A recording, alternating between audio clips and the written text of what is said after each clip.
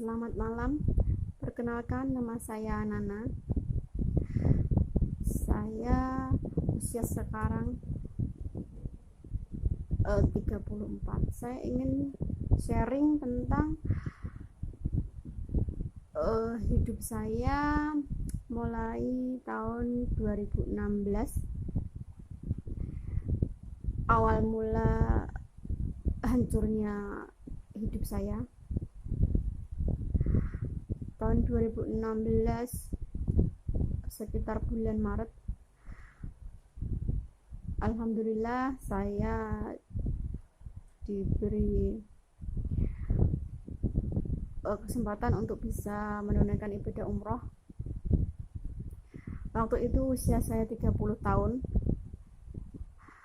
Untuk wanita seusia saya 30 tahun menunaikan umroh, pasti doanya salah satunya itu dipertemukan dengan jodoh dan segera menikah.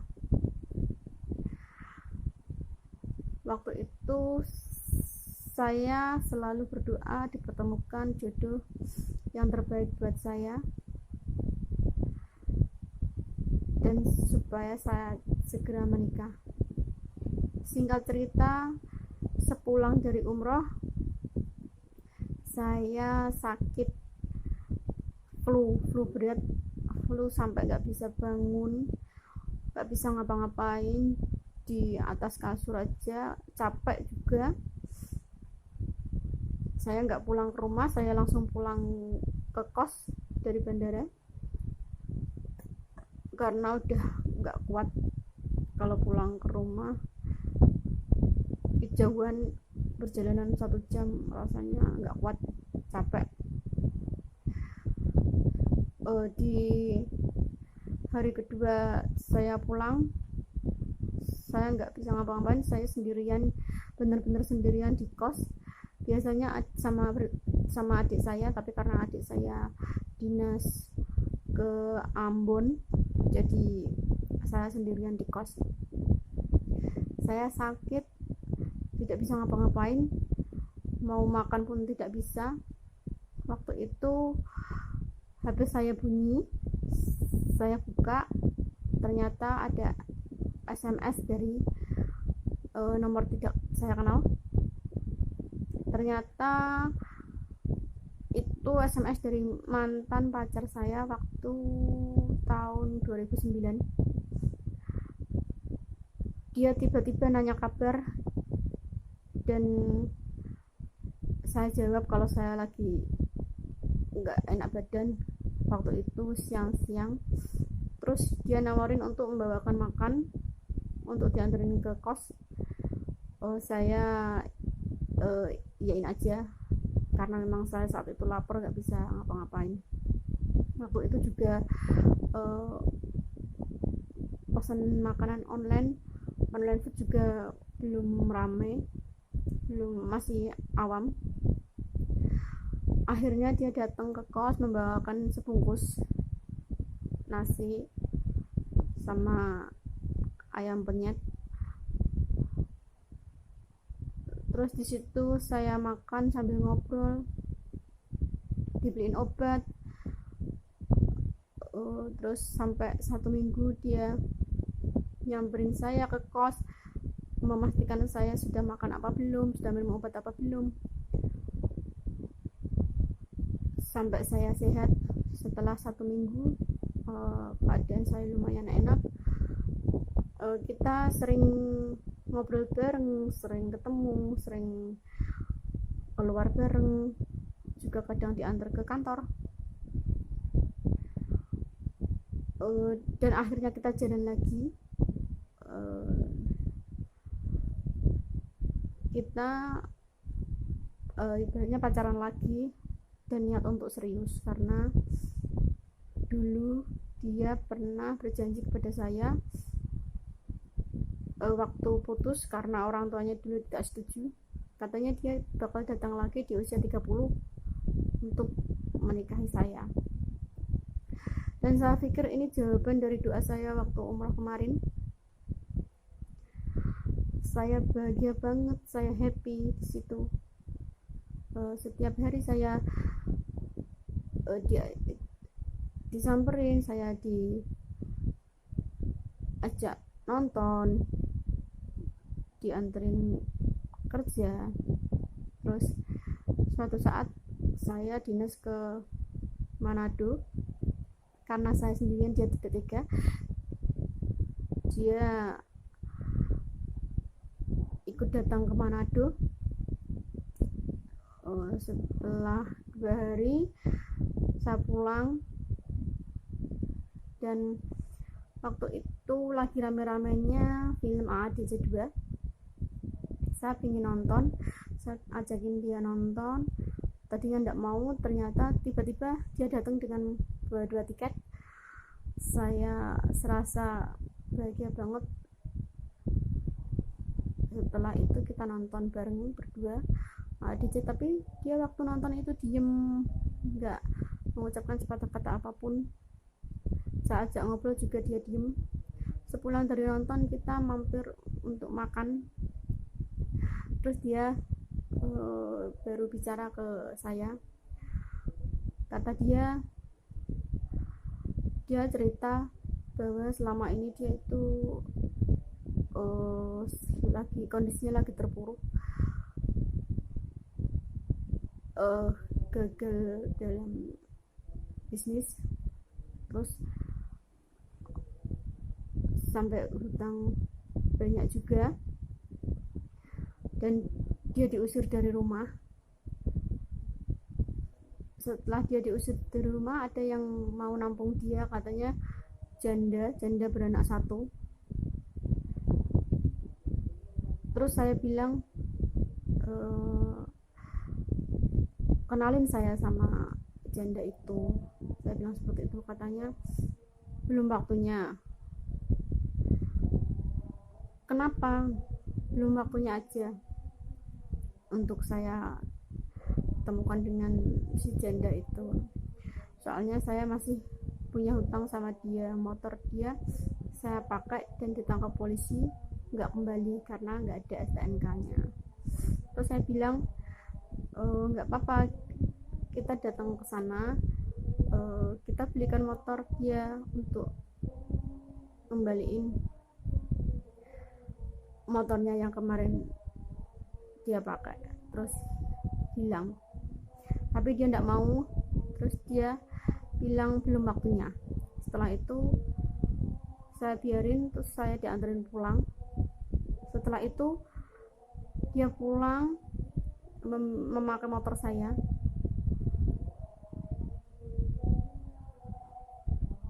Selama 2 hari dan memakai motor saya, tidak ngabarin saya, tidak nganterin saya berangkat kerja. Dia tidak ada kabar. Saya bingung karena ini gimana saya berangkat kerjanya kalau nggak ada motor, biasanya dianterin sama dia. Saya bingung karena nggak bisa kontekan sama dia. Terus saya telepon temennya, saya tanya temennya, terus temannya bilang, Mbak, kita harus ketemu. Kenapa mas? Pokoknya kita harus ketemu. Setelah saya ketemu, temannya cerita tentang dia, semua soal dia ke saya, yang ternyata dia itu sudah kumpul kebo dengan janda itu sudah lama. Terus setelah itu saya ingin bertemu dengan dia, dan temannya mau mengantar saya ke rumah orang tuanya janda itu. Saya diantar sama temannya ke rumah janda itu, orang tuanya janda itu. Terus tapi saya ditunggu di gang. Saya masuk sendiri ke gang dan ke rumahnya. Saya masuk, ketemu sama orang tuanya. Terus saya ditanya sama orang tuanya, mbaknya siapa ya? Terus saya perkenalkan diri. Terus saya tanya,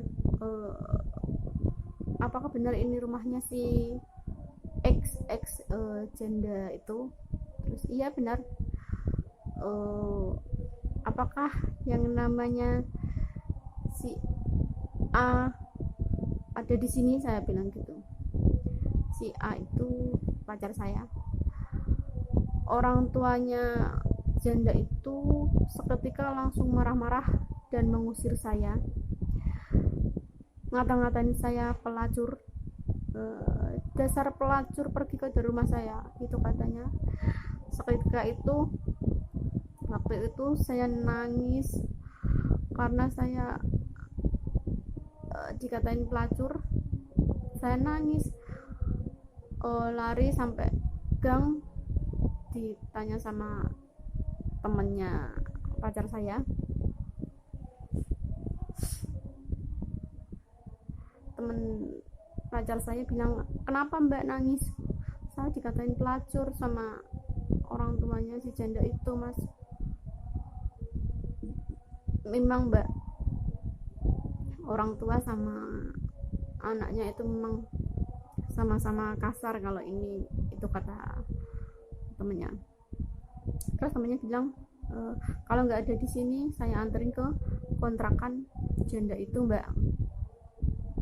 Oh, tinggal di kontrakan mereka berdua? Iya.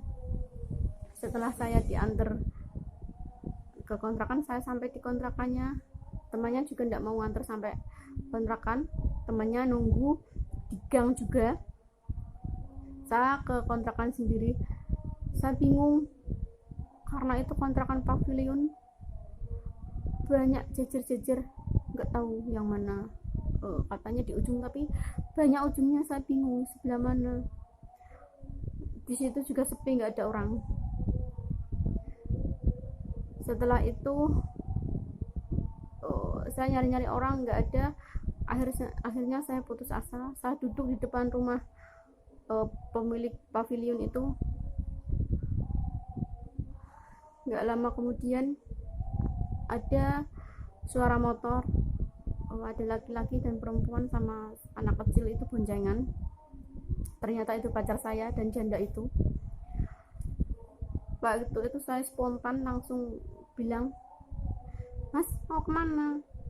Yang diboncengin siapa? Itu pakai motor siapa? Saya bilang seperti itu karena sudah sakit waktu dikatain pelacur sama orang tuanya si janda itu.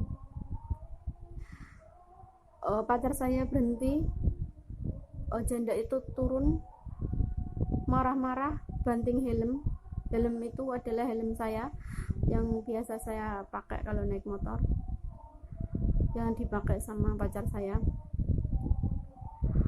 Dia teriak-teriak sampai anaknya nangis. Saya dibilangin, masalah kamu apa? Emang kenapa kalau saya diboncengin sama dia? Gak masalah mbak, saya bilang seperti itu. Masalahnya boncenginnya pakai motor saya bilang seperti itu. Terus dia masih teriak-teriak terus, nyakar-nyakar saya. Akhirnya sampai tetangga-tetangga datang, ada security datang ke situ juga, melerai. Kenapa mbak, ada apa? Padahal saya diam saja di situ, cuman tanya seperti tadi, kenapa, ada apa ini pak mengganggu rumah tangga saya, begitu bilang janda itu. Terus saya bilang, kalau mereka memang suami istri, minta tolong ditanya surat nikahnya bapak ibu. Kalau mereka memang bisa menunjukkan surat nikah mereka, berarti saya salah, saya mengganggu rumah tangga mereka, saya bilang seperti itu. Terus saya ngomong sama pacar saya, mas ada apa ini, saya bilang gitu. Siapa dia? Pacar saya malah bilang, siapa kamu, saya nggak kenal sama kamu. Saya gitu-gituin sama pacar saya. Waktu itu hati saya sakit sekali, sakitnya minta ampun. Terus saya bilang, kamu nggak kenal saya? Enggak. Terus warga itu pada, mbaknya ini gimana ganggu rumah tangga orang, nggak gini. Saya nggak ganggu rumah tangga orang pak, mereka memang bukan suami istri, saya bilang seperti itu. Kalau mereka nggak mau ngaku ya sudah, berarti saya mengganggu eh, kembalikan motor saya bilang seperti itu, karena yang dipakai mereka adalah motor saya pak, saya bilang gitu. Terus dia ngasih kunci ke saya, kembalikan ATM saya. Terus dia ngambil ATM, terus dikembalikan saya karena semenjak kita pacaran dia saya beliin ATM untuk kehidupan sehari-harinya, ternyata dipakai untuk bersama janda itu. Janda itu profesinya sebagai PK, pemandu karaoke, LC. Setelah itu saya kabur dengan motor saya nggak kembali lagi ke sana. Malamnya saya diteror sama janda itu, si pemandu karaoke itu.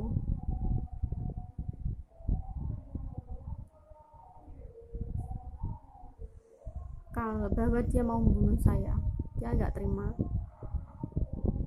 Saya datang mengambil motor saya dan ATM saya ke kontrakan dia, karena katanya saya mempermalukan dia di depan umum. Padahal kalau waktu itu dia nggak teriak-teriak, juga nggak ada warga yang datang untuk melihat keadaan itu.